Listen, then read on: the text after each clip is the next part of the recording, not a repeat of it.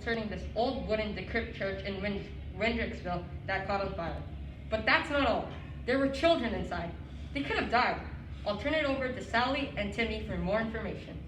Thanks, Jeffy. Fortunately, there were 3 boys said to be between the ages of 14 and 20 nearby at the time. Luckily, these 3 boys showed up at just the right time to save them, like they were sent from heaven. After a daring rescue into the flames, the children were saved. Here we have a rescued child and his parents. Me and my friends, we were in the church playing hide and seek because we're really dumb. And then we smelled smoke. Then suddenly there was like fire everywhere. Then my friend Timmy started crying because he's a crybaby. And then we ran to the back of the church and we couldn't get out. But then some big boys came and threw us out the window while saying some no-no words. And they saved our lives. I'm hungry. Do you guys have food?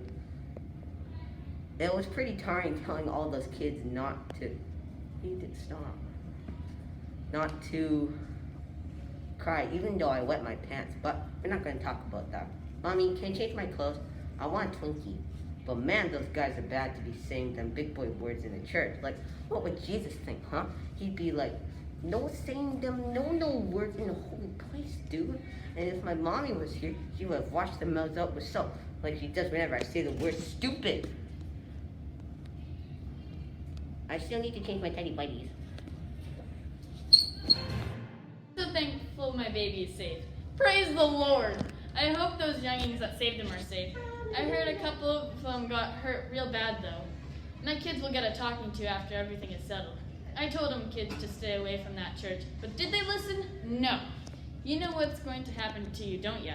You're going to get the broomstick and no night for a week. Those older boys will get a special treat of my own. A little soap to the mouth, I say.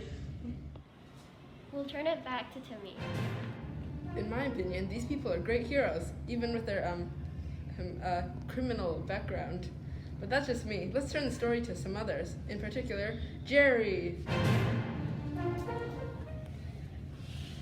Some of those teenagers saying no words went and jumped through a window and started throwing kids out of a burning building. But that should have been me. If only I hadn't eaten that extra Twinkie, I would have been able to fit through that dumb bubblegum window and save them children. Like I would have shielded them with my big fat, horizontally excelling belly, and I would have been the hero.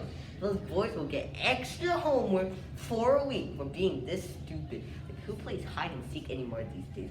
The new game is obviously Manhunt, and if they played that, I bet you 1 month of homework that they wouldn't have gone into that rotten mess. I knew that boy Jimmy was up to no good. The minute he stepped into my class, 2 weeks of homework for that dunce. Oh, why do I have to eat that extra Twinkie? Have to admit, I was mean and slapped my little brother, and that made him run away with Johnny. This is all my fault and stuff. Good thing he's okay, so I can slap him more for being such an idiot and running away with a murderer. That darn boy doesn't use his head, but he still gets straight A's in school. Like, what is this, man? That kid would have been a great person if he used his head. I'm kind of sorry, I guess. But this time he took it too far. Just glad he's okay. Wish Dad was here so he could use the belt.